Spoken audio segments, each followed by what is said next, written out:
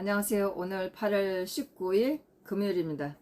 네, 오전에 오늘 대법원에서 김기춘 실장, 김장수 안보실장, 또 김관진 안보실장 세 분이 세월호 보고시간 관련으로 대법원의 확정 선고를 받아서 알려드렸습니다.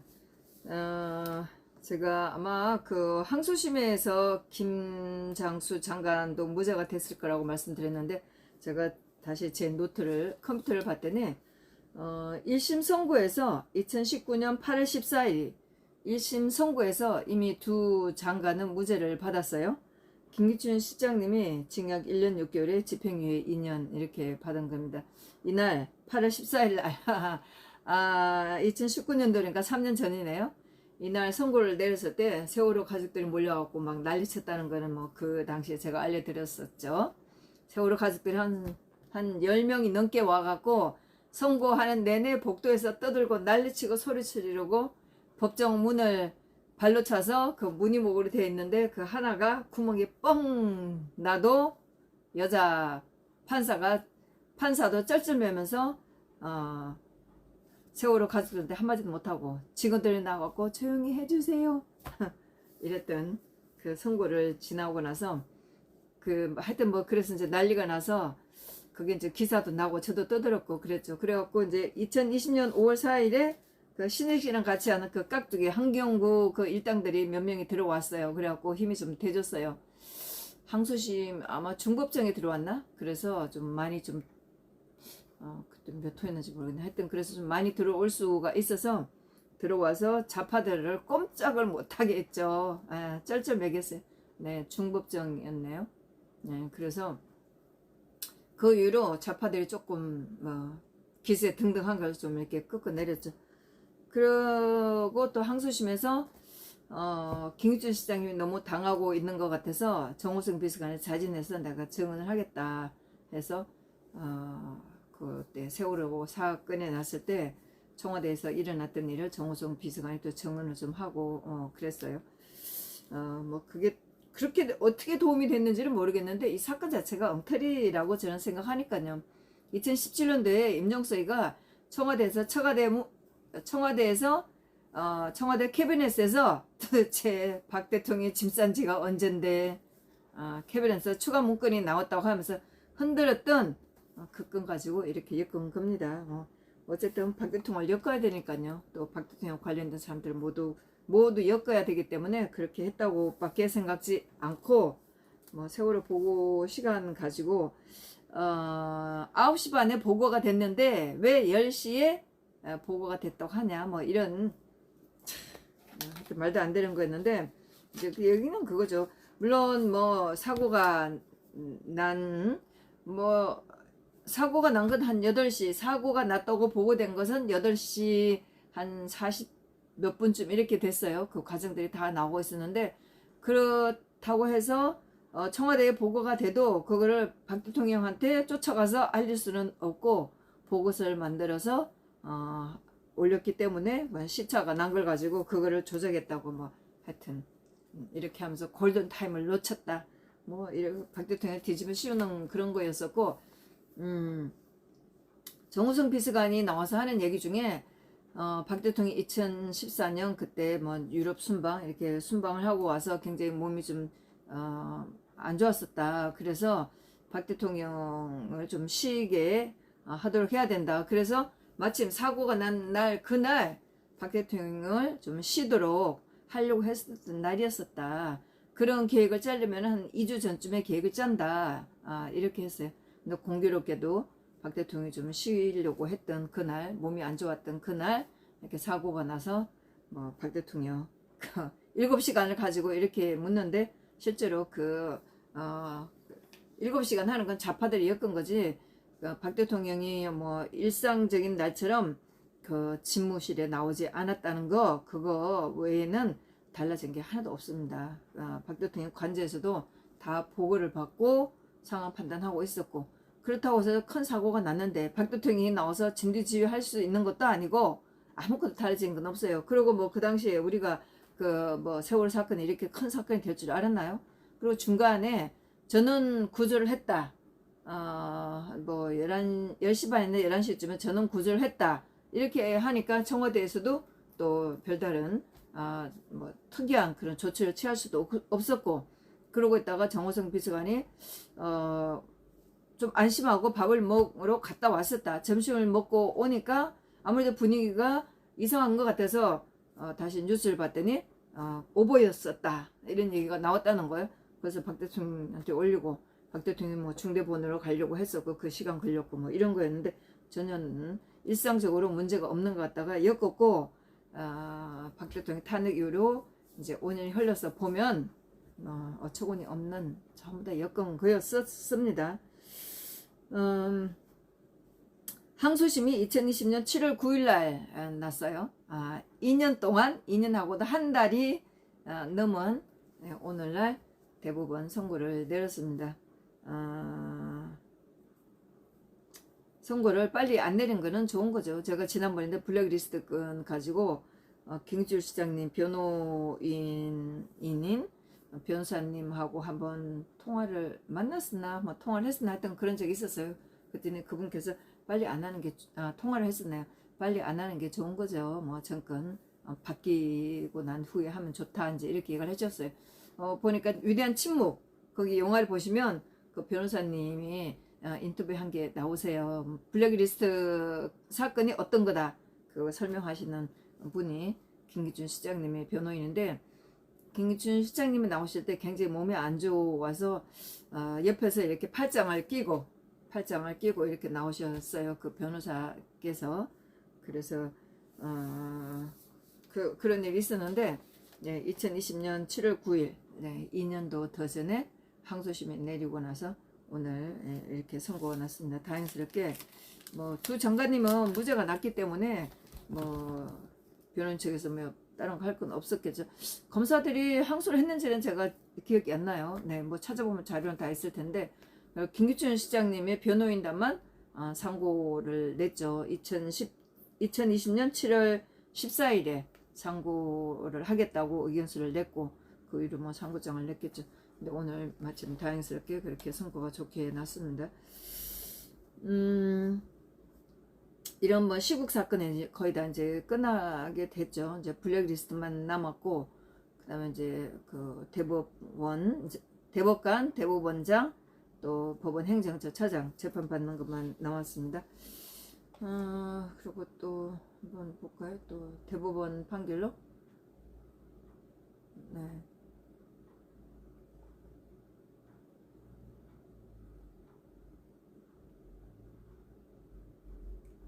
그리고 또 하나 남은 게 있네요. 댓글 관련으로. 네, 국방부 댓글 관련으로, 사이버 댓글 관련으로 하나 또 남아있네. 블랙리스트하고 이거 좀 남아있고, 그 다음에 뭐, 우종찬 기자 사건이 있습니다. 대법원에 지금 올라가 있는 거는 그거고, 그리고 대법원 사건이 안 나는 게 또 있네요. 추명호 국장. 네, 우병우 수석은 뭐 선고가 났는데, 추명호 국정원 직원하고, 그 다음에 최윤수 씨. 이것도 좀 빨리 살펴봐야 되겠네요. 곧 날짜가 잡힐지 모르겠어요. 네, 이렇게 이제 대법원에 올라가 있고, 그리고 또 이제 사법농단이라고 해서 대법원에 올라가 있는 게 이민걸, 이규진, 이 부분들은 형을 받았고, 방창현, 심상철 씨는 뭐, 무죄를 받았는데, 검찰이 아마 이것도, 상고를 했을 거예요. 그래서 이거 남아있고, 그러네. 다른 거는 뭐, 박정희 사건하고 관련 없고, 이제 이런 상태가 됐습니다. 제가 정리를 못해서 제 유튜브에서도 말씀을 못 드렸다가 어제 이제 정규재 씨 페네마이크에 나가서 말씀을 드렸는데, 제가 정리를 못해서 이제 방송 페네마이크에 나갈 생각을 안 하고 있었어요. 근데 화요일 날 16일 날 강신명 씨 경찰청장 또 경찰청 직원들 8명이 기소돼서 재판받고 있는 거, 이것이 이제 결심이 됐어요. 작년 12월 13일 날 결심을 하고 올해 2월 15일인가 5일 날 선고를 하기로 되어 있었는데, 재판부가 바뀌면서 4월 달부터 다시 이제 재판을 좀 했어요. 추가적인 재판을 좀 해서 5월 달에 5월 달부터 5월 달에 좀 날짜를 잡고 그렇게 하면서 6월 달 이렇게 좀 하면서 8명 중에 세 사람 또 세 사람 피고인 세 분 하면서 나머지 이제 2분 16일 날 변호인의 최후 변론의 과정을 거쳤어요. 그 2분을 하고 나서 시간이 이제 충분하게 되고 나니까 그럼 오늘 마지막 이제 결심을 하자 이렇게 돼서 그 검사의 구형을 하라 이렇게 했고, 그러니까 검사들은 뭐 특별한 거 없이 이제 뭐 그동안 이제 변호사들이 변론만 듣는 거였고 그 전에 이제 그 검찰들도 미리 했었어요. 그러고 나서 그날은 검찰들이 따로 뭐 구형 내용은 하진 않고 형량은 종전과 같이 한다 이렇게 하면서 다 이제 불러줬습니다. 그래서 강신명 경찰청장은 전체 징역 4년이었는데 이건 이제 전체 이제 통합으로 불러주니까 변호사 중에 그 피고인 중에 한 명인 변호사들이 그 선거법하고 직권남용 2개가 같이 있는데 이거를 따로따로 해달라 이제 이렇게 얘기를 했어요. 그러니까 이제 불러준 것이 강신명 경찰청장이 선거법으로 1년, 직권남용으로 3년, 그 다음에 이철성 이분도 경찰청장을 하긴 했어요. 그랬는데 2016년도에 총선이 있을 때 새누리당이 그때 뭐 당시에 180억 석을 바라볼 수 있다 이렇게 하는데 김무성이가 도장 가지고 나르는 바람에 선거를 완전히 망쳐버리고 결국은 박 대통령 탄핵 사건까지 몰고 가게 된 그때의 총선에 개입했다고 해서 특히 이제 그거지만은 피고인들 8명 중에 또 이제 얽히고 설키가 한 게 있어요. 예. 그래서 이제 이 전체적으로 8명은 2016년 총선에 개입됐고 일부는 2012년도에 댓글 그 당시에 정보를 올린 것도 문제가 됐고 또 중간에 지선이 있는 건데 그때도 민심 동향 파악해서 올린 것이 선거에 개입했다. 이런 거를 엮은 분들이 있어요. 8명 중에. 그래서 특히 2016년도에 이 사건 총선 관련으로서는 이철성 경찰청장은 그 당시에 차장으로 있었어요. 근데 이분은 검찰이 구형하기를 징역 3년인데 선거법으로 1년, 직권남용으로 2년 이렇게 엮었고, 그 다음 김상원 경찰청 정보국장 이 사람은 징역 2년에 각각 1년씩 직권남용 1년, 선거법 위반 1년. 그 다음에 박기호 경찰청 정보국 심의관, 네, 이분이 징역 2년을 하고 또 각각 1년씩. 그 다음에 현교안 정무수석, 청와대에서 정무수석 했던 이분은 징역 3년인데 직권남용으로 3년, 선거법으로는 벌써 화이트 리스트에서 엮어서 그렇게 재판을 받았고, 그 화이트 리스트에는 국정원에서 5억을 가지고 와서 2016년도 선거 때 여론조사를 하는데 썼다. 이걸 가지고 정보수석이었던 현교안 수석한테 1년 6개월을 때려서 이분이 형을 다 살았어요. 네. 그랬는데 또 이 재판에서 직권남용이라고 차마 또다시 선거법 위반들을 엮을 수 없으니까 직권남용이라고 하고서 검찰이 3년을 때렸습니다. 그 다음에 박하진 정무수석실 치안비서관, 그 다음에 현재 구속됐을 때 얘기해요. 경찰청 외사국장 2019년도에 기소된 사건을 3년 동안 해온 겁니다. 예, 이분이 또 징역 3년으로 해서 선거법 1년, 직권남용으로 2년 이렇게 됐고, 그 다음 정창배 정보경찰 이분, 그 다음에 전 청와대 치안비서관실 선임 행정관이라고 돼 있는 이분은 징역 2년, 그 다음에 선거법 1년, 직권남용 1년 이렇게 되어 있습니다.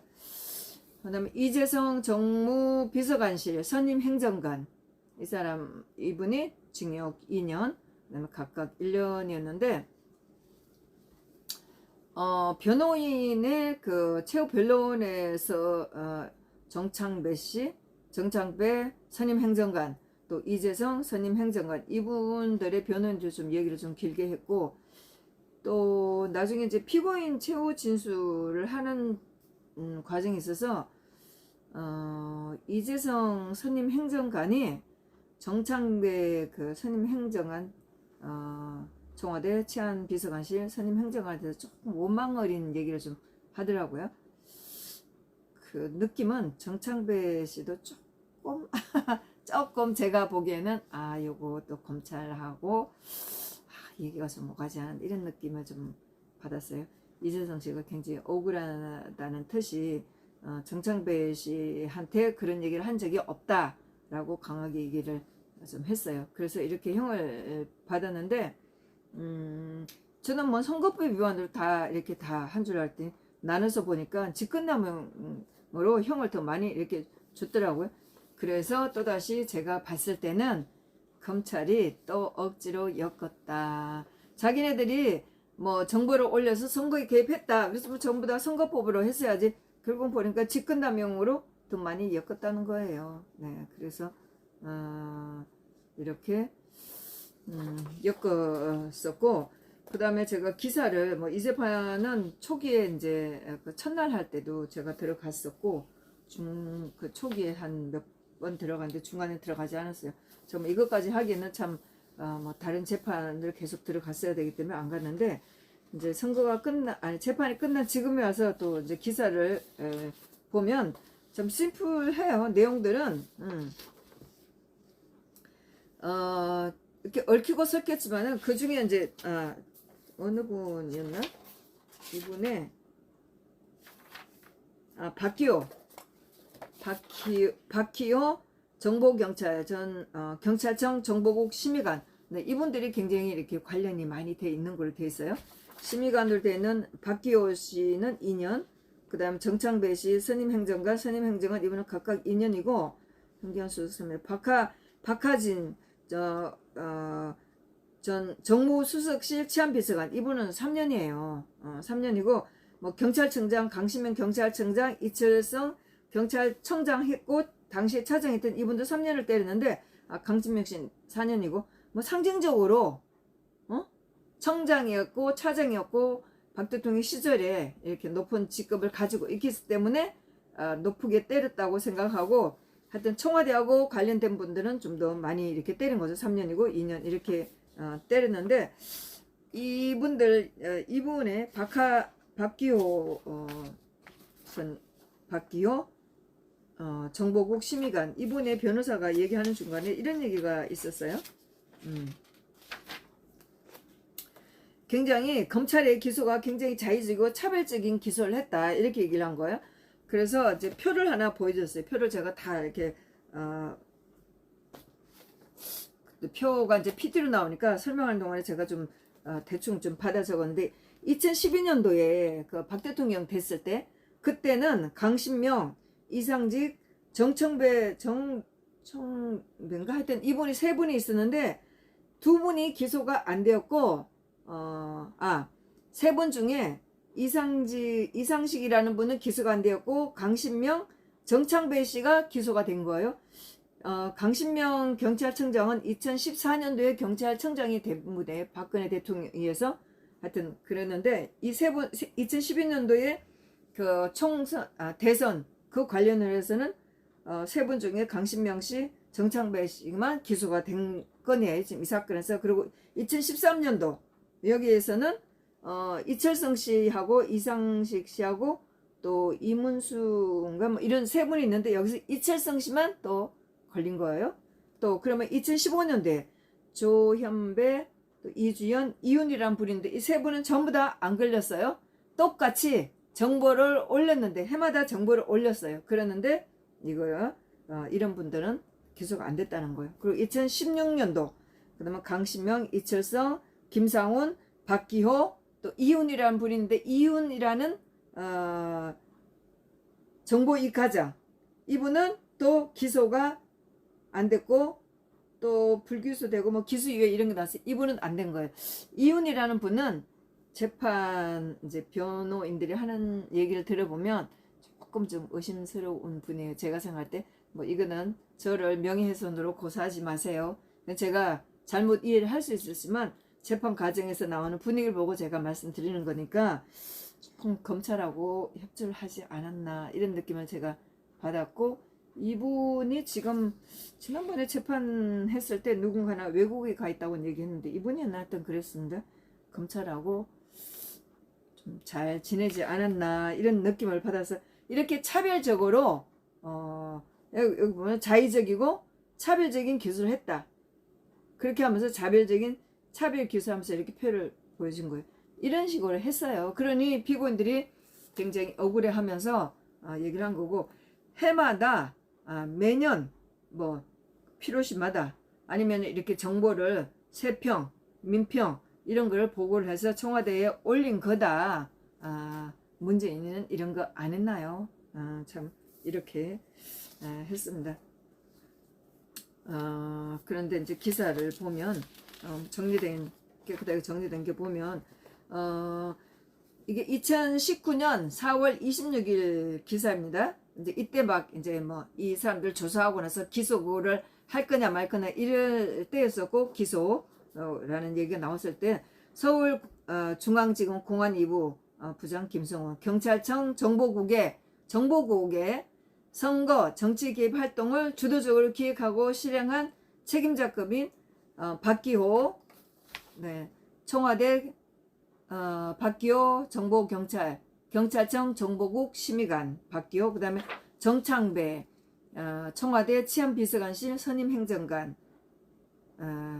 이 두 사람 치안감 2명에 대해 구속영장을 청구했다고 밝혔다. 2019년 4월 26일. 그 다음에 치안감은 본청 국장급 경찰청 국장급이지만 지방경찰청장급으로 경찰력 고위급 간부이다. 이렇게 했어요. 네. 본청의 국장이지만은 지방에 있는 경찰청으로 보면은 경찰청장급 정도가 되면서 굉장히 고위급이다. 이제 이렇게 얘기를 하는 거죠. 그러면서 이제 이 두 사람,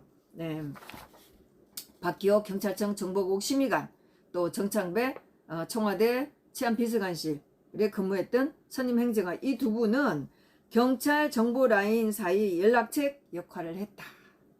참 진짜 지금 와서 읽어보면 기가 막혀. 이거 2019년도 이거 봤을 때 전부 다 믿었을 거고 전부 다 엄청난 범죄를 저질렀을 거라고 생각했을 거예요. 지금 와서 사건을 이해를 하고 얼마나 문재인 정부에서 이렇게 엮은 날을 보면 참 어처구니 없는 거죠. 두 사람은 경찰청 정보 2과장 출신으로 아까 그 이훈이라는 분 정보 2과장 이훈 이분은 안 엮었다고 그랬잖아요. 여러분 이 이훈이라는 분 이름이 여러 그 피고인들 사이에서 많이 나왔어요. 그런데 이렇게 차별적으로 선별적으로 이렇게 기소를 자의적으로 했다고 피고인들이 억울해하는 거죠.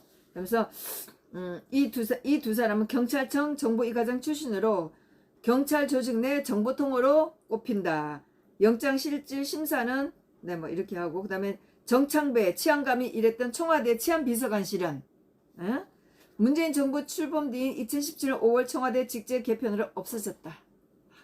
이렇게 해서 아마 이분에 대한 뭐 이분이 이제 피고인 진술한 것도 제가 좀 받아 적었습니다. 그래서 검찰에 따르면 박기호 경찰청 전 정보심의관 그렇죠. 이분은 그래서 보직이 없이 있다가 1년 6개월 보직이 없이 있다가 명패도 없는 사무실을 다녔다. 자괴감이 들었다. 이런 얘기를 했습니다. 그러고 있다가 나중에 뭐 유배지나 다름없는 경찰 인재개발원에 가 있었어요. 그래서 2019년도 이때쯤에 경찰 인재개발 원장으로 가 있던 분이에요. 그래서 박기호 경찰청 전 정보심의관 이분과 정창배 청와대 전 치안비서관실 선임행정관 근데 이분은 이제 중앙경찰학교장으로 가 있었나요? 2019년 당시에는 정보경찰 조직을 이용해 2016년 4월에 열린 20대 총선 당시 여당에 유리한 맞춤형 선거 정보를 수집하고 대책을 수립해 공무원 선거 관여 금지 규정을 위반한 혐의 공직선거법 위반을 받고 있다. 이렇게 이런 내용이었습니다.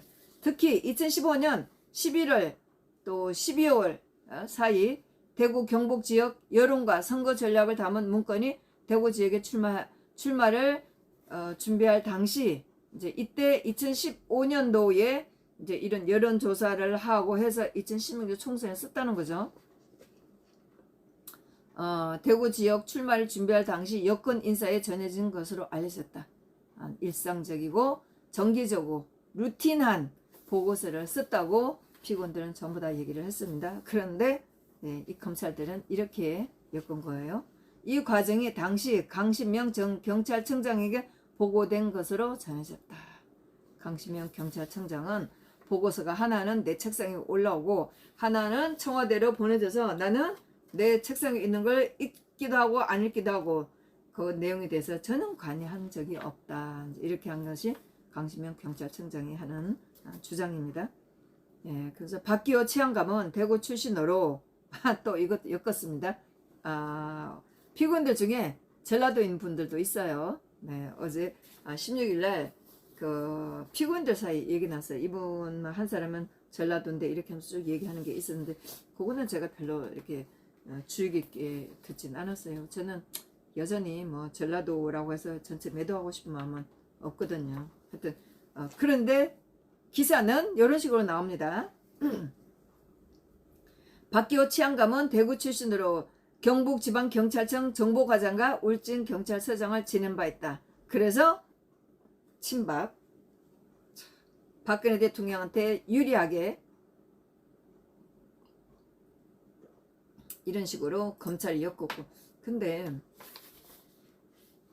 박 대통령이 재판받으면서 일어났던 모든 재판들은 좌파들 적폐청산위원회에서 처음에 고발한 거거든요. 고소한 거거든요. 그래서 제가 요즘에 느끼는 거는 왜 우파에서는 이런 걸 안 하나.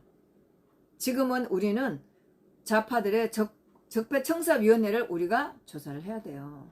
조사를 해서 이네들이 어떤 짓을 하고 있는지, 어떤 돈으로 지금까지 생명을 유지해 오면서 이런 짓을 하고 있는지 정말 우리도 얘네들이 했던 좌파들의 적폐청산위원회를 똑같이 만들어갖고 이걸 다 파헤쳐야 된다는 느낌인데, 우파에서는 이제 더 이상 이런 행동파가 나타나질 않네요. 뭐 있긴 해도 좌파들만큼 전문적인 사람들이 나서지를 않고 있어요. 네, 또 이제 계속 검찰이 주장하는 겁니다. 2019년 4월 26일자 신문 기사입니다. 검찰은 또 2012년 기어이 2012년에서 2016년 정부 박 대통령이죠. 여당의 정부와 여당의 반대 입장을 보이는 세월호 특조위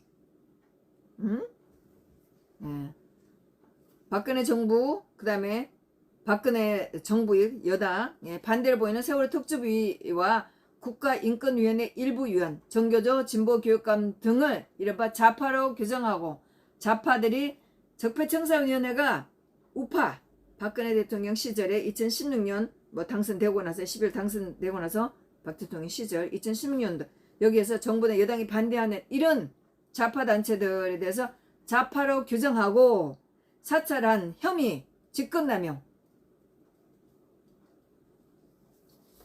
이것도 나오긴 했는데 이 건은 그렇게 많이 듣지는 않았어요. 근데 형은 직권남용으로 더 많이 줬어요. 아유, 얼마나 의도적인 건지 참. 정교조 진보교육감 등을 이른바 좌파를 규정하고 사찰한 혐의를 적용했다. 결국은 이제 그렇죠. 이제 정보를 하는데 이런 사람들이 어떤 활동을 했냐 하면서 좌파 배제, 우파 지원 이런 특별 성향이 있는 정보를 수집해서 보고서를 만들어서 청와대에 올렸다. 이거죠.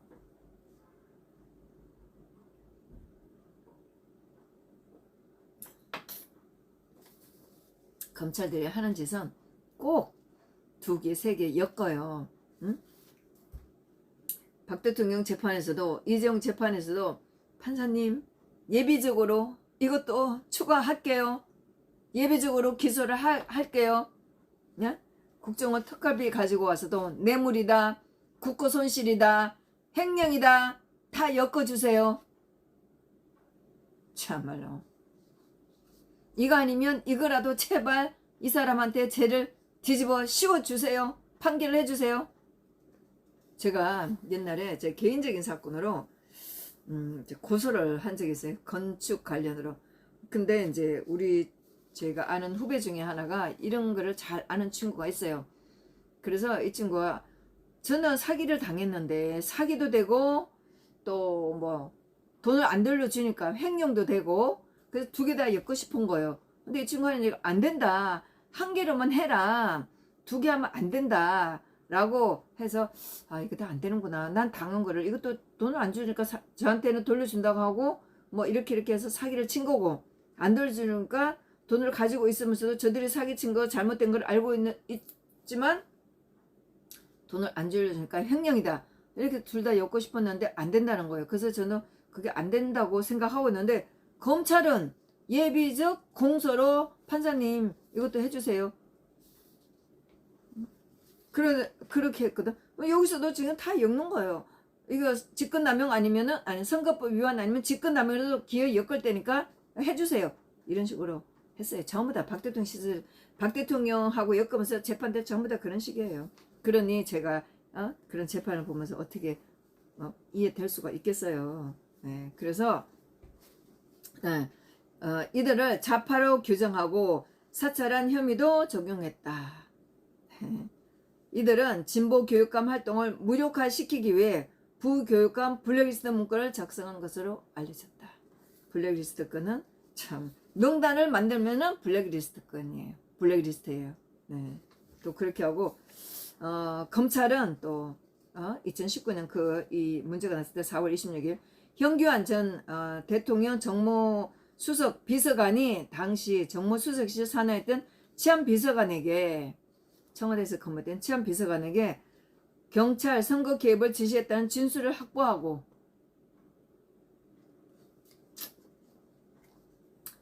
보고서를 올려달라고 얘기를 했겠죠. 근데 뭐 거기 특별히 선거다 뭐다 선거 때니까 보고서 올려줘 했을 뿐인데 검찰은 이렇게 엮은 거예요. 비서관에게 치안 비서관에게 경찰 선거 개입을 지시했다는 선거를 위해서 이렇게 얘기를 했겠어요. 진술을 확보하고 수사를 확대하고 있다. 그래서 현기환 수석을 엮었죠. LTC 관련으로 3년 6개월 형을 받아서 수감 중이었었어요. 그래서 이제 계속 최근에는 박근혜 전 대통령 공모의 20대 총선 진박 감정련 여론조사를 한 혐의 등으로 이제 이 경찰청장들 엮으면서 이렇게 했습니다. 진박 감정련 여론조사를 한 혐의 등으로 2심에서 징역 2년 10개월을 추가로 선고받았다. 이거는 이제 화이트리스트에서 이분이 그렇게 한 거예요. 화이트리스트에서 이렇게 형을 받았다가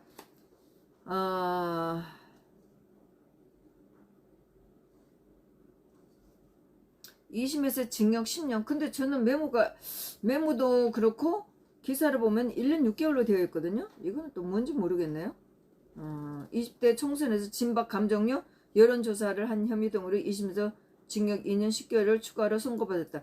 요거는 제가 자료를 좀 더 찾아봐야 될 것 같은데 LTC 건으로 3년 6개월 그 다음에 제가 알고 있는 화이트리스트 건 1년 6개월로 살고 있어서 전체적으로 5년 2개월인데 이날 16일 날 현기환 수석이 5년 5개월을 살고 나왔다. 가석방돼서 나왔다. 이렇게 얘기를 해서 요거는 제가 조금 더 한번 찾아봐야 되겠네요. 이 기간은 그래서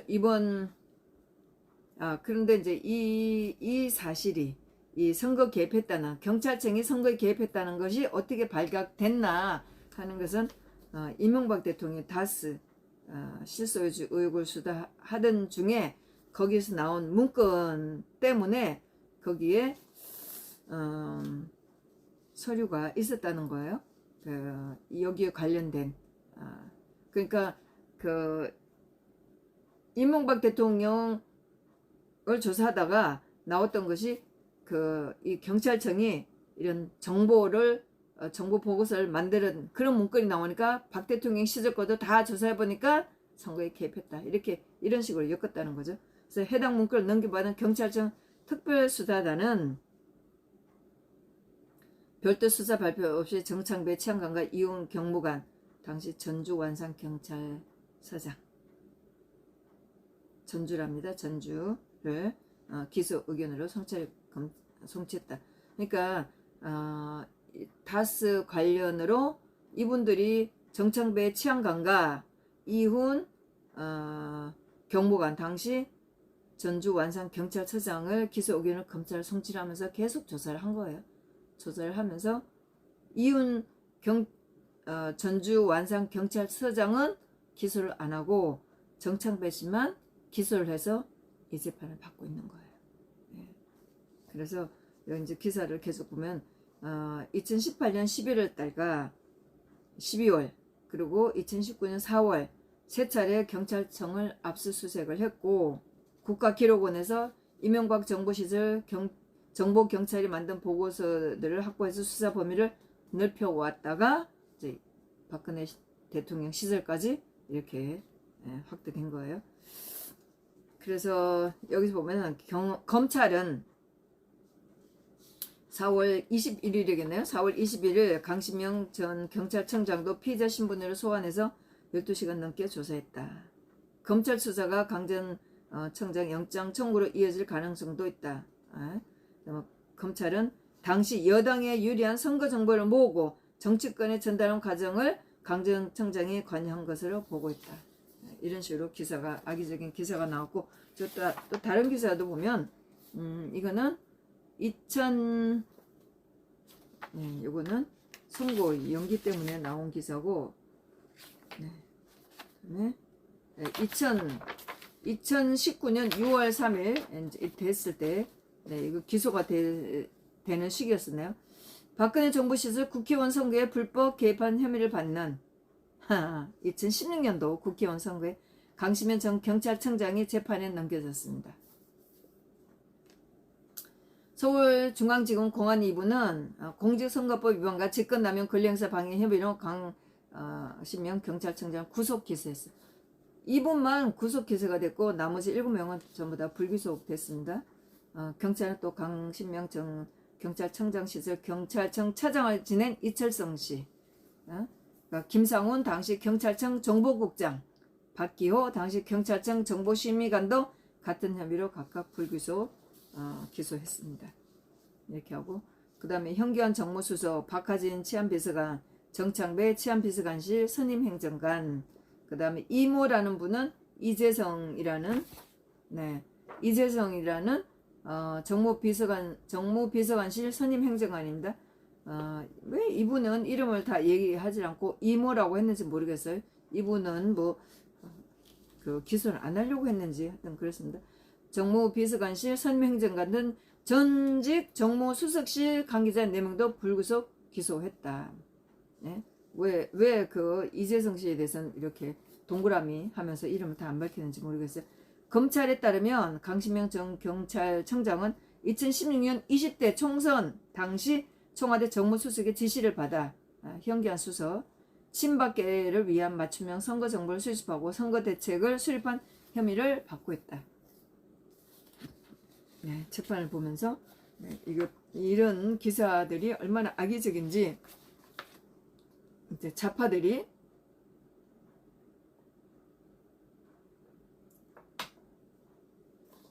앞으로 좌파들이 이제 재판을 받게 되면 그네들이 뭐라고 할지 참 궁금하네요.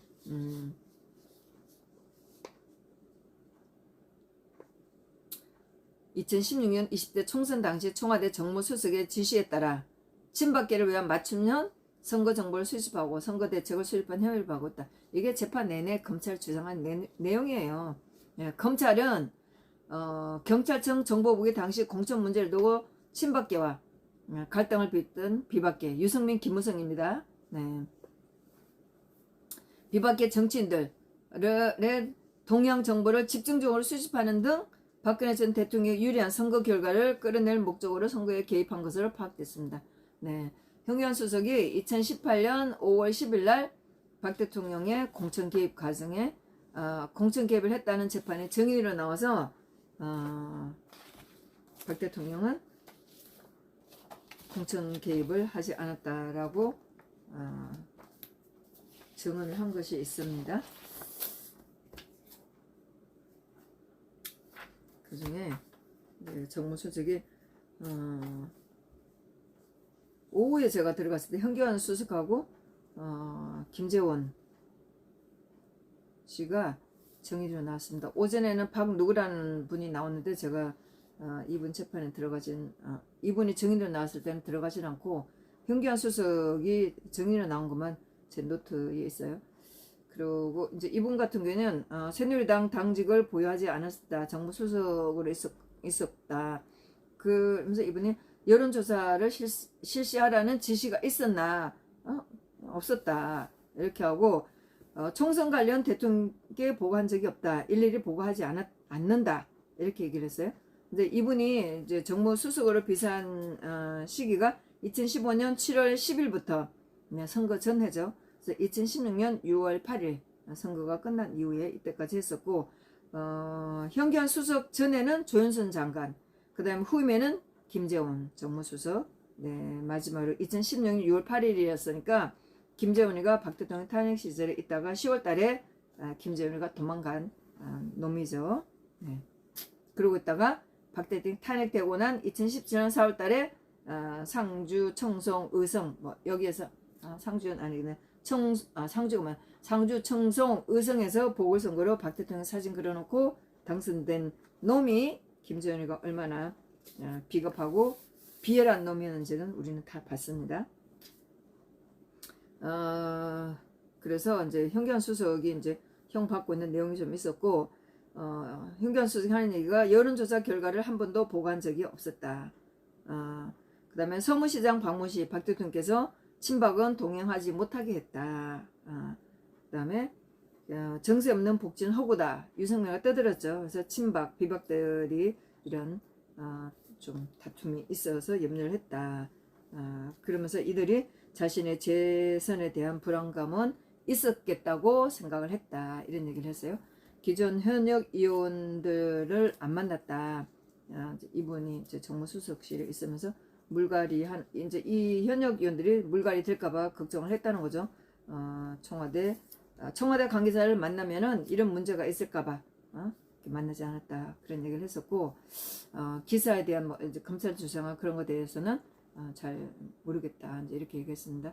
그리고 자신들 정치적 목적을 이용하려고 총선에 나가려면 청와대 박 대통령 청와대 분위기가 자신들이 정치적 목적으로 이용하려고 박 대통령 사진, 그다음 총선에 나가려면 청와대에 사표를 써고 나가라 이런 얘기가 있었다. 그러면서 이제 뭐 최경환, 신동철 이름도 나오네요. 그러면서 그런 과정에서 굉장히 엄격한 잣대를 댔었다. 그러나 뭐 신동철, 최경환 씨가 출마 안 하는 것으로 했다. 그래서 가까운 사람들이 박 대통령하고 친한 그런 점을 한다고 해서 뭐 싫어한다고 뭐 이렇게 써놨네요. 그래서 매우 엄격한 잣대를 댔고 출마를 못하게 하도록 매우 엄격하게 했었고 출마를 못하게 하는 것은 또 뭐라고 얘기했어요. 그래서 유승민 공천 배제 하라든가 하지 마세요 라고 한 것은 없었다. 짐작키로 아마 그러나 뭐 유승민이 좋은 감정을 가지고 있진 않았겠지만 극단적인 그런 지시는 없었다. 그러니까 유승민이 박 대통령 사진 그려놓고 선거에 나갔었죠. 그러니까 이제 뭐 박 대통령 이런 말은 극단적인 이런 말은 하지는 지시는 없었다. 그러는데 유승민은 박 대통령 사진을 그려 놓았는데 박 대통령이 내 사진 떼라 그런 지시도 없었다. 이렇게 했습니다. 그 다음에 공천이 끝나고 탈당하고 나가려고 탈당하려고 했으나 당의 자산인 것을 또 뭐라고 떼고 그렇게 당당하게 하라고 또 뭐라고 했는지 모르겠어요. 제가 그때 다 정리를 좀 안 해놔서 네 이렇게 또 이렇게 하면서 이제 현기환 수석이 그렇게 한 가지 않다. 수정된 연설문을 친전으로 내려보낸 적은 없다. 전혀 없다. 이렇게 얘기를 했어요. 박 대통령이 뭐 특별 후보를 위해서 이렇게 연설문에 관련된 뭐 도움이 되는 이런 글을 내려보낸 적은 전혀 없다. 특정 후보나 여론조사에 대해서 보고한 것이 없다. 이렇게 얘기를 했어요. 이런 거는 뭐 특정 후보나 여론조사에 대해서 보고한 것이 없는데 뭐 이런 문제가 나왔던 것은 신동철 비서관이 짐작한 것이 아닌가 한다 이렇게 얘기를 했어요. 개별 후보에 대해 어떻게 보거나 이런 보고를 드린 적이 없다. 뭐 이런 등등 얘기를 하면서 그 다음에 강효상 조선일보 누군지 모르겠어요. 강효상 의원 우호적인 기사가 있었고 신동철과 뭘 하면서 출마할 의사가 있는지는 물어본 적은 있었다. 그 다음에 누구를 대체할 인물로 본다든가 어떻게 한다든가 한 적이 박 대통령이 있었나 그런 거 없었다. 그리고 또 이런 얘기도 했다고 그러네. 각상도 후보에게 대구 출마를 거부하라고 한 지시가 있었나 그런 적 없다. 출마에 신중하라고 들은 적이 있었나 자범이 있다고 들었고 자범 무시하라고 말씀하신 것은 들은 적이 있다. 예, 이런 얘기였어요. 특정 후보자가 특정 후보 지역에 나가는 것을 지시한 적은 있나? 없다. 예, 이렇게 얘기했습니다. 그러면서 현기환 수석이 구체적인 선거 전략에 대해서 보고하지 않는다. 박 대통령께 이런 얘기를 하면서 박 대통령은 공천에 개입하지 않았다고 이렇게 정언한 게 있습니다.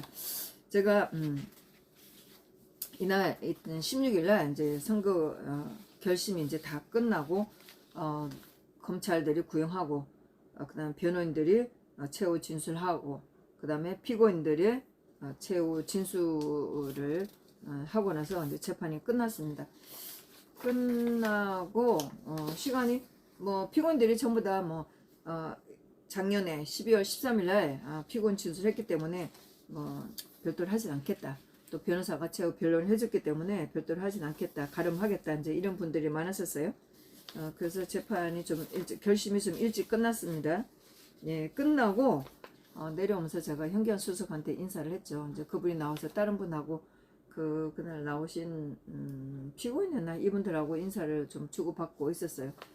근데 이제 그날은 제가 인사를 했죠. 현기환 수석한테 제가 여러 번 편지를 보냈어요. 이렇게 하니까 바로 알아보시더라고요. 편지를 보낸 분이 많이 없었나 봐요. 저를 바로 알아보시더라고요. 사진하고 같이 보내고 엽서도 보내고 그렇죠. 우리가 박 대통령께 보내는 엽서 같은 거를 제가 몇 분한테 보낸 적이 있어요. 그래서 엽서도 보내고 하셨죠. 바로 기억을 하더라고요. 그렇다고 이제 그래서 굉장히 웃으면서 활짝 웃으면서 얘기를 했어요.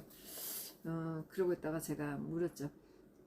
이분이 5월 6일 날 가석방돼서 나오면서 박 대통령을 찾아뵙겠다 이렇게 얘기를 했어요. 그래서 제가 혹시 박 대통령님하고 연락을 해보셨어요? 그랬더니 그거는 연락을 할게요 그러더라고. 그래서 제가 명함 가지고 있는 거를 드렸습니다. 뭐라고 할지 어떻게 하셨는지 굉장히 궁금하고 연락을 주실 거라고 생각을 합니다. 2019년도의 기사를 마저 읽도록 하겠습니다. 그러면 이 재판들이 얼마나 악의적인 것인지 이해가 될 것 같아요.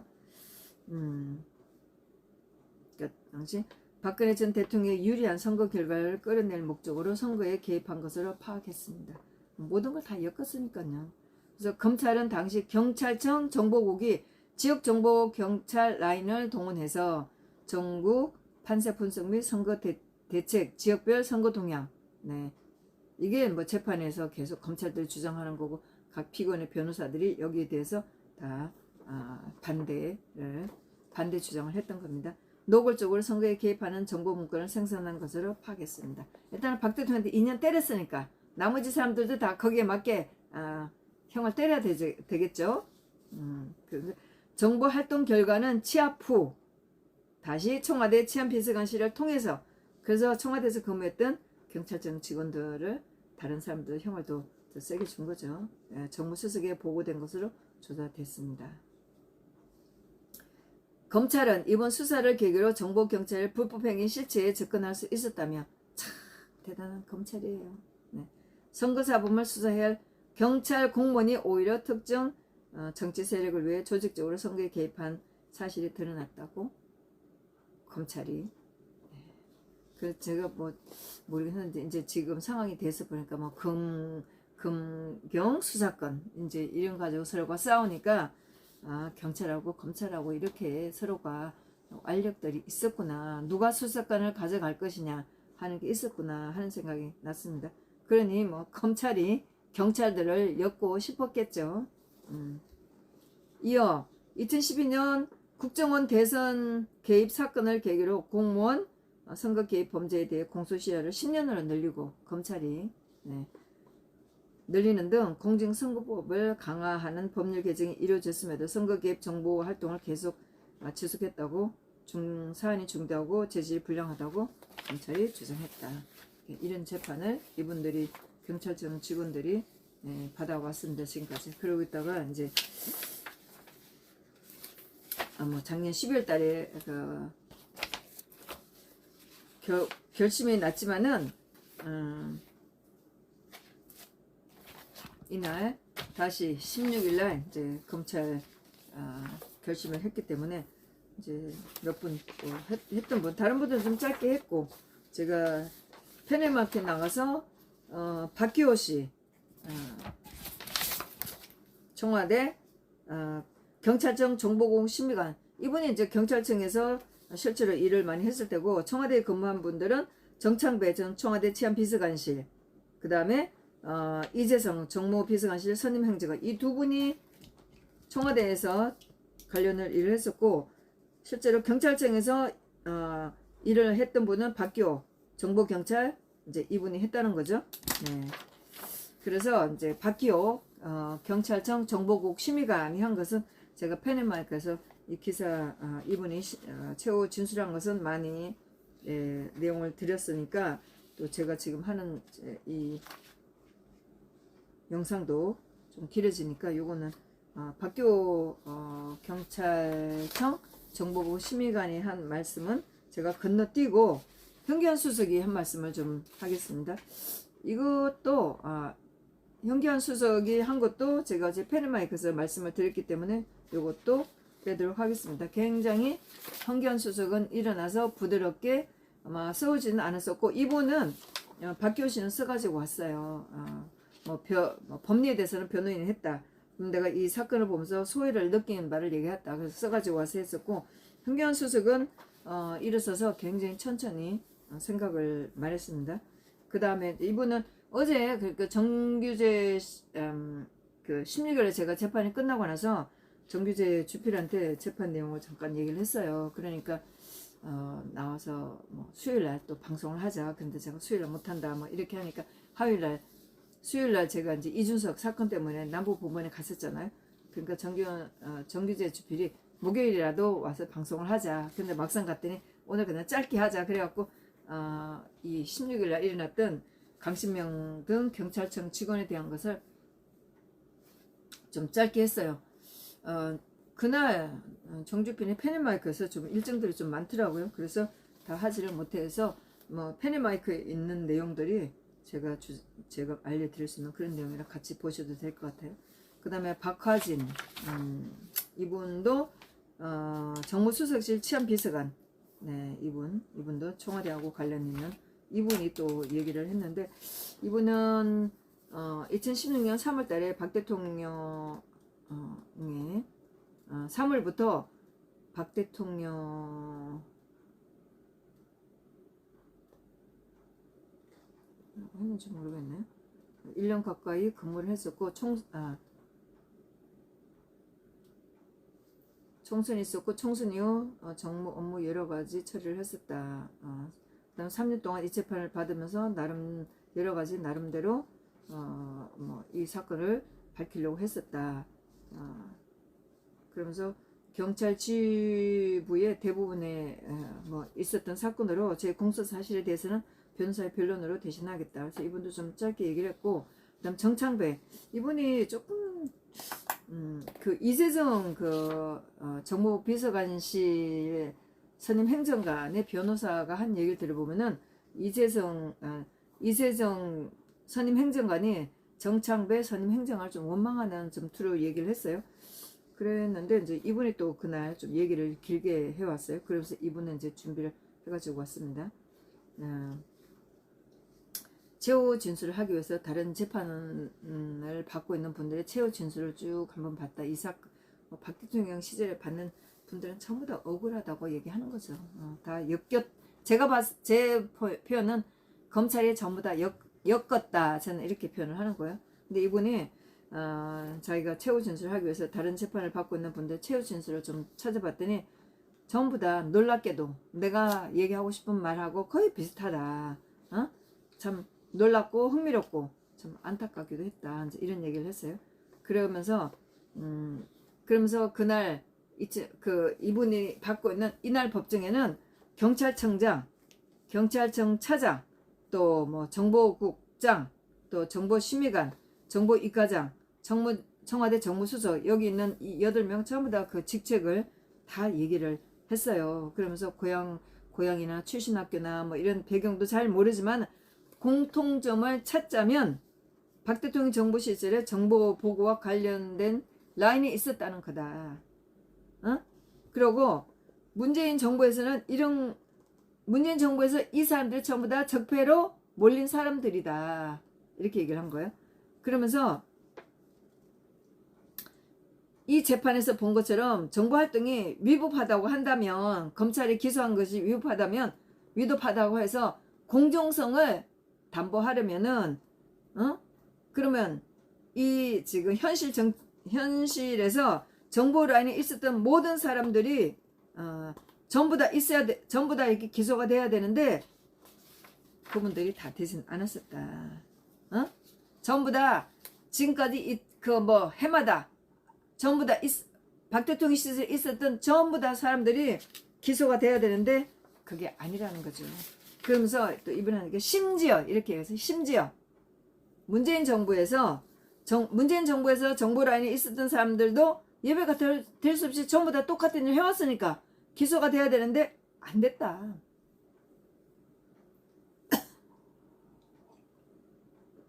그분들은 안 된다는 거예요. 그러나 문재인 정부에서 동일한 정보 라인에 있었음에도 불구하고 적폐의 대상으로 주목되지 않았다. 자기네 사람들은 전부 다 기소되지 않았다. 또는 영전까지 시켰다 이거예요. 그러면서 나랑 같이 기소된 이 사람들이 무슨 사익을 추구한다든가 무슨 권력을 탐해서 이렇게 된 거는 아니다. 이걸 해서 무슨 영전을 하고 권력을 추구하고 하는 고의성은 전혀 없었다. 이렇게 얘기를 하는 거예요. 그래서 전부 다 이 재판에서 이제 호소를 많이 했지만은 수사나 기소를 받은 이 상태에서 공정성도 없고 형평성도 없고 객관성도 없고 그 다음에 이 기소 자체도 순수하지도 않다. 받는 사람들이 전부 다 억울하다고 하는 거죠. 뿐만 아니고 뭐 이렇게 여러 명이 된 거는 제가 국정원 특갈비 뿐만 아니고 뭐 다른 재판도 다 마찬가지고 순수하지 않다는 합리적 의심이 든다. 이렇게 얘기를 했어요. 그러면서 이제 이분 현예가 2011년 12월 13일 비통한 심정으로 최후 진술을 했다. 시간이 지나서 정권이 교체되었고 정치권에서 또다시 전 정부에 대한 적폐 청산 논란이 얘기가 되고 있고 그러면서 서로가 정권이 바뀐 채 정치 보복이라고 말들 하고 있다. 좌파들도 민주당도 지금 촉각을 곤두세우고 있죠.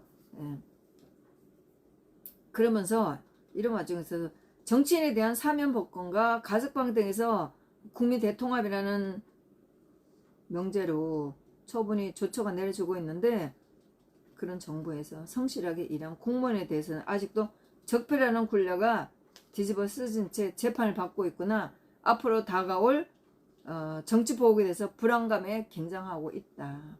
이렇게 얘기를 한 거예요. 그러면서 실제로 뭐 이런 사람들의 정치 보복이라든가 정치적 타협을 하고 있지만 정치인들이 이런 사람들은 정치 권력의 피해자인 정치인들은 자기들이 뭐 정치 보복이라든가 정치적 타협이라는 이런 말을 하고 있지만 정말로 정치 권력의 피해자이고 희생자인 공무원들에 대해서는 어떤 눈길도 주지 않고 있다. 여기 있는 이 사람들 전부 다 마찬가지로 다 지난 정권에서 적폐 청산의 대상이 되고 있고 자천당하고 이제 이분 같은 경우 1년 6개월 직위 해제 당하고 구속 직전까지 가고, 그 다음에 이것도 좀 가슴 아프더라고요. 제가 들으니까 36년간 경찰 생활을 하면서 해왔지만 마지막으로 제복조차 입지 못한 채 퇴직을 당했다. 정권이 교체되었다고 해도 화려한 부활을 꿈꾸거나 복수의 칼날을 바라진 않는다. 그래서 명예를 회복하고 공무원들의 희망인 연금이라도 온전히 받으면서 후배들한테 부끄럽지 않은 선배로 작은 행복을 찾으면서 살고 싶을 뿐이다. 이렇게 얘기를 했어요. 이제 이 재판이 끝나고 나면은 뭐 경찰청의 정보 라인 이런 거 한 것이 큰 전환점이 될 거다. 앞으로 이거 그러면서 작은 국가든 어느 나라를 막론하고 어떤 형태로든 정보 활동을 하지 않는 곳은 없다. 당연한 거죠. 근데 한글 가지고 선거 개입했다고, 직권남용했다고 이렇게 엮었다는 거죠. 그러면서 이분이 이제 굉장히 평범한 얘기를 했어요. 평범하고 굉장히 필요한 얘기. 어디서나 민심은 들어야 되고, 민심이 전달되지 않는다면은 이거는 독재 국가가 될 수밖에 없다. 그러면서 수많은 민심 보고 중에 뭐 기준이 뭔지도 모르고, 또 지금 검찰이 엮었던 그런 거 뭐 불량 보고서가 있다고 해서 이게 국가정보의 맥조차 부정되어진다면 훗날 뭐라고 했어요? 그래서 뭐가 남을 거냐, 이런 거를 나쁜 것이라고 잘못된 것이라고 불법이라고 한다면, 정보가 없는 국가가 된다면 이거 뭐가 될 것이냐. 이렇게 되면서 이제 재판부가 전부 다 이제 끝맺으면 그러죠. 재판부의 현명한 판단을 기다린다. 그래서 경찰 스스로도 정치권 이해를 떠나서 그 다음에 이런 것이 그 정보 활동의 한계를 필요하면 검찰에 엮는 거잖아요. 그래서 한계를 극복하는 계기가 됐으면 바란다. 그러면서 후배 정보 경찰관들도 지금까지 국가를 위해서 일해왔던 것처럼 위축되지 않고 당당하게 정보 활동을 할 수 있는 날이 오기를 바란다. 이렇게 하면서 이 사람은 재판부가 현명하고 공정하게 객관적이고 정치적이 아니고 사법적인 판단으로 정치 보복의 원한이 아닌, 그리고 또 희생되는 공무원들이 생기지 않도록 판단을 해달라. 이제 이렇게 했습니다. 그 다음에 이재성 그 선임행정관, 정무비서관실 선임행정관은 변호인이 좀 길게 좀 얘기를 했어요. 그래서 이날은 뭐 믿고 재판부의 현명한 판단을 기대를 한다. 나머지는 변호인의 변론을 가름한다. 이래갖고 4시 반에 끝났나요? 2시에 시작해서 4시 반에 끝났으니까 재판이 좀 일찍 끝났죠. 그래서 10월 26일 2시에 선고하는 걸로 이렇게 재판이 끝났습니다. 그래, 이렇게 좀 답답한 이런 재판들이 있었는데, 오늘 대부분의 선고가 세월호 보고식을 가지고 선고가 좀 나서 이 경찰청 이 직원들에 대한 것도 좀 제대로 나길 바라는 상황입니다. 현기환 수석이 당시에 나는 국회의원 시절 때도 수사권은 경찰한테 줘야 된다고 생각을 해온 사람이다. 그래서 당시에는 그 수사권을 누가 가지고 갈 것이라고 다투고 있을 텐데, 내가 그 수사권을 경찰에 넘겨야 된다고 주장해와서 좀 검찰이 또 이렇게 하지 않았나. 벌써 선거법 위반으로는 화이트리스트 받았는데 또 이렇게 해서 이중 기소다, 이제 이렇게 얘기를 했고, 제가 이제 나중에 그 끝나고 그 화이트리스트로 재판 받으신 거 이렇게 했더니 그 건에 거기에 이제 공천 개입, 국정특활비 3건을 다 엮어서 한 거다, 이제 이렇게 얘기를 했습니다. 이제 정권이 바뀌었으니까 앞으로 어떻게 나올지는 봐야 되겠는데, 윤석열이가 어떻게 할지는 모르겠어요. 한편으로 제가 이제 윤석열에 대해 욕을 많이 하지만은 또 윤석열이가 인사한 거 가지고 제가 또 욕을 많이 하고 있는 거는 사실인데, 한편으로 제가 또 여전히 그 박 대통령 재판 때도 혹시 박 대통령하고 이렇게 무슨 짜지 않았나? 박 대통령 5년만 기다리십시오. 내가 이 좌파들 다 척결하겠습니다. 혹시 그거 아닐까? 뭐 좌파들이나 뭐 이걸 속이기 위해서 박 대통령 좀 희생을 하십시오. 이런 게 아닐까라고 생각했는데 뭐 그 김건희가 뭐 그 서울의 소리 그 이명수하고 통한 내용을 보면 우리 원래 좌파야. 뭐 노무현 지지자야. 뭐 이런 거 한 거 보면 그게 아니었구나 이런 생각을 했습니다. 어쨌건 지금 윤석열이가 인사를 하는 거 보면 참 너무 악질이잖아요. 박 대통령 재판이나 그 했던 전부 다 판사들을 제가 얼굴도 잘 기억하고 뭐 이랬던 그 검사들 참 뭐 재판에 들어갔고 뭐 주로 이제 뭐 검사 신문을 많이 하니까 제가 기억들을 많이 하겠죠. 이런 검사들을 전부 다 지금 요직에 다 앉혔다는 거예요.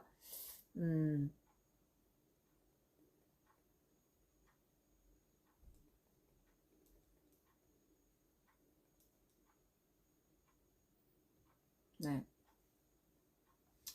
뭐 윤석열이가 뭐 그렇게 돼 있고 한동훈이가 법무부 장관으로 가 있고 그 다음에 네, 신자용 어디 갔네? 네.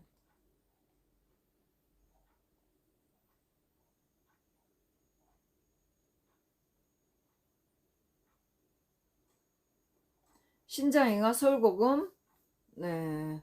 서울고검 송무부장 해오고 검찰 인사와 예산에 관장하는 법무부 검찰국장 예산에 관련된 거니까 엄청난 성질을 한 거죠. 신자영 최소원 씨한테 3대를 멸하겠다고 했던 검찰 그 다음에 고영곤 서울중앙지방검찰청 제4차장 검사 네. 이것도 승진한 케이스고 그 다음에 김영철 네. 이 사람 네. 반부패 수사 2부장으로 갔어요. 삼성 재판에서 맹활약을 했던 검사인데 저는 여전히 이 검사를 무식하다고 보는 거죠. 김혜경이라는 여자, 이 여자도 삼성 재판에 온 여자인데 이 여자는 형사 5부장 김혜경으로 네. 의정부 지금 형사 5부장으로 됐어요. 네. 이렇게 승진했고 그 다음에 또 네. 이원석이 사실 검찰청 차장으로 있다가 네, 어제 날짜로 네, 검찰청장으로 된 거죠. 뭐 한동훈이가 그동안 쭉 검찰 인사를 하면서 야 앞으로 누가 검찰청장 올지 이거 완전히 껍데기 허수아비겠구나 했는데 이원석을 데려다 놨으니 뭐 한동훈하고 짝짝꿍이 돼서 뭐 권력은 허수아비는 아니에요. 예. 그렇지만 둘이 너무 죽이 잘 맞는 거기 때문에 한 몸처럼 움직일 수 있는 그런 분위기의 인간입니다. 그 다음에 송경호 네, 이 사람 서울중앙지검장 같이 윤석열이랑 같이 했던 서울중앙지검장 네, 이 사람 네, 이렇게 했고 참 기가 막히죠. 그 다음에 조상준은 그 특검으로 그 20명은 아니고 이복현 금융감독위원장으로 갔던 위원장. 그래서 제가 이제 특히 이제 윤석열, 한동훈, 이원석, 이복현 그다음에 네. 이 사람 이 넷을 굉장히 좀 신자용 그다음에 5명 네, 이 사람들이 제가 굉장히 주의 깊게 보는 사람들인데 윤석열이 이렇게 보면 윤석열이 왜 저렇게 못할까라는 생각도 하지만 또 이 사람들을 보면은 윤석열을 엄청 이렇게 막강하게 받쳐줄 그런 사람이기도 하거든요. 그래서 윤석열도 욕하지만 뭔가 할 수 있을 텐데 왜 저렇게 못할까 이런 생각을 하고 있고 또 저는 그렇게 생각하지만 좌파들 더불어민주당에서 볼 때는 뭐 이를 엄청 갈고 있는 그런 인사가 되겠죠. 하여튼 앞으로 윤석열이가 어떻게 견딜지 뭐 어제도 제가 그 세미나가 끝나고 4.3 관련 그 건국 74주년 기념으로 했던 세미나 거기에서 같이 했던 분들하고 얘기를 하면서 윤석열에 대해서 굉장히 실망하고 저거 기대할 수도 없다 욕도 많이 했지만은 또 인사를 하는 거 보면은 이게 윤석열이가 또 지 죽으려고 하는 건 아니거든요. 굉장히 좀 세게 하고 있기 때문에 좀 아직은 종잡을 수가 없습니다. 어쨌든 뭐 윤석열이가 잘해주면 좋고 못하면은 참 또 우리 공화당이 할 역할이 또 있겠죠. 못하나 잘하나 우리 공화당이 할 역할은 분명히 있을 거라고 생각합니다. 제가 이제 재판에 다녔던 사람으로서 16일 날 강신명 씨 등 받았던 이 결심은 또 좀 정리를 해야 될 것 같아서 길어도 제가 또 말씀을 좀 드렸습니다. 오늘은 이렇게 이걸 끝내는 걸로. 이제 재판에 갔다 오고 나서 몇 가지가 있습니다. 제가 말씀을 정리가 안 돼서 말씀을 못 드린 것들이 좀 몇 가지는 있긴 있었어요. 그랬는데 또 꼭 기록을 남겨야 된다면 제가 커뮤니티 글은 좀 쓰죠. 하여튼 그렇습니다. 좀 긴 시간 또 시청하시느라고 제가 이제 편집을 해야 되기 때문에 이거는 뭐 실시간 방송이 아니라서 동짐들이 보실지 안 보실지 모르지만 그냥 참고로 잠깐 이런 한심한 재판이 있었던 것만 기억하시면 됩니다. 네, 감사합니다.